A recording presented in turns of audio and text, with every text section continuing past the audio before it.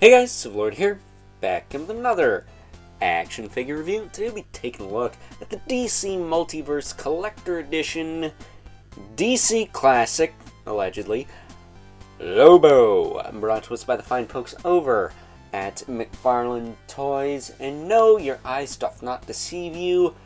We are looking at the same figure again. Only difference is he's black instead of blue. We looked at the Platinum Chase some time ago. I'll break him out for comparison later. But for now, I'm going to be discussing this Back in Black version of the figure. So, with that being said, why don't we cut right to the chase and get into the meat and taters of this review and take a look-see at all Lobo has to offer in terms of accessories.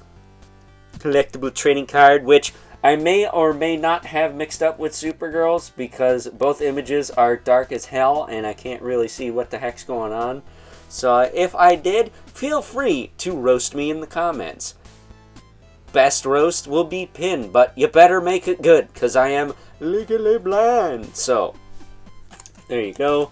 It's bio on the back. If it is Lobo's, he's a space bounty hunter. There you go. That's all you really need to know.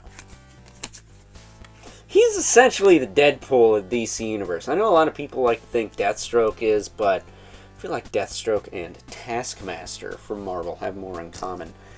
That said, as far as Lobo's actual accessories go, we have the Maui hook. So he can rip your face off and go, "You're welcome!" You looked ugly anyways. It's got the chain, but it's kind of short, so whatever. It's got this big knife with a skull on it. He's got the big Chungus blaster, which on the blue one is starting to fall out of his hands, so I don't think I'm going to use this. I wanted to, but it's just way too freaking big. And then we have another space dolphin. Complete with blowhole. I was wondering if that was there. So my Space Hog will have two of these chilling on it instead of just the one. Other than that, we do have the hockey puck display stand we sing with all McFarlane Toys releases and the figure itself. It says "Batman fanboy" on the back. Like the other one, he's got the new knee pads that aren't skulls. They're just regular knee pads with stars. And then he does have the spiked shin guards below that.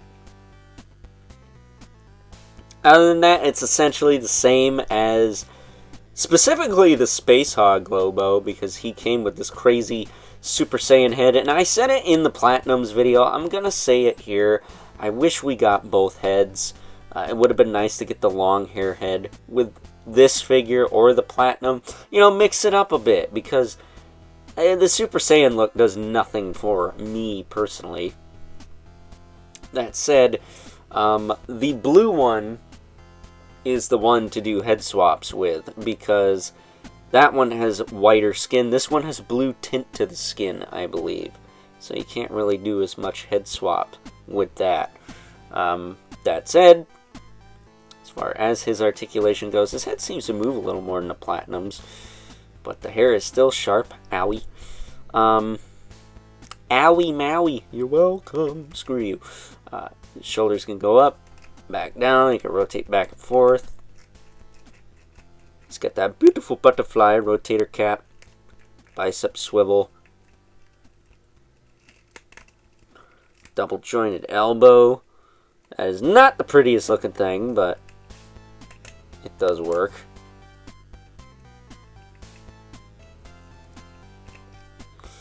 He does have ball hinge wrists that will hinge up and down. Rotate in the arm as well as in the hand. His torso will crunch this far forward. Pop his arms up this far back. He does have some rotation in there, as well as down here. Some tilt side to side. Hips, so kick forward, back, out, down. Thigh cut, double jointed knee,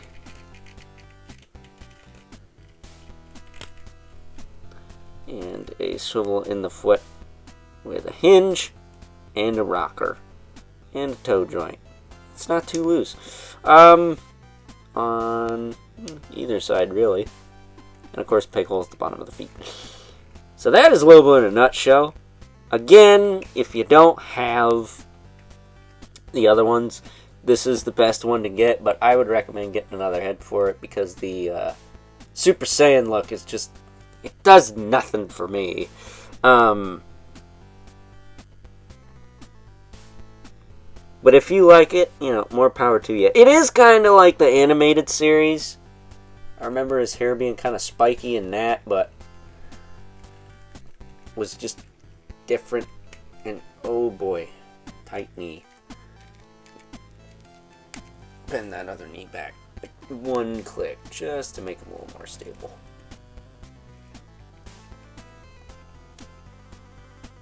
There we go. Now he'll lean back instead of forward. But yeah, I prefer him with longer hair. That's just how I've always seen him. Despite the fact I am, you know, very partial to the animated series. So, with that being said, it's time now that we move right along and take a look at some size comparisons. First up, and as promised, here we have our Back in Black Lobo alongside the I'm Blue, Abba-dee, Abba-die version of the character. I can't believe I just did that. As well as the DC Classic Supergirl Standard Edition that we will be taking a look at tomorrow, so stay tuned for that. That said, I did mention I already reviewed this Platinum Lobo here on the channel, so please check that out if you haven't already. But at any rate, yeah, it's the same figure, different colors. What more do I need to say? And yeah, I did take this blue Lobo's gun away because he's just going to drop it anyways. So getting these two out of the way. So we could bring in our two regulars. The Mythic Legion's Brother Mandibilith. Right there. And the infamous 11 Spawn. Right there. Who is not towering over everyone today. Even if we don't count Lobo's Super Saiyan hair, I don't think Spawn would be quite as tall as he is. But I could be wrong. So with that being said, I think it is time now that we wrap things up with some final thoughts. Overall, and if you didn't manage to find the Platinum Chase of good old Lobo here, or missed out on the previous releases, I'm gonna say that this is probably the best we're gonna get, at least in this last year of the McFarlane Toys DC Multiverse line. However, I'm gonna stand by my previous statement in saying that I wish we got one of the other heads with the hair down, because other than the animated series, I'm not used to Lobo with the Super Saiyan look, alright? It looks goddamn ridiculous. So, with that being said, hope you guys enjoyed this review. Until next time, catch you guys later.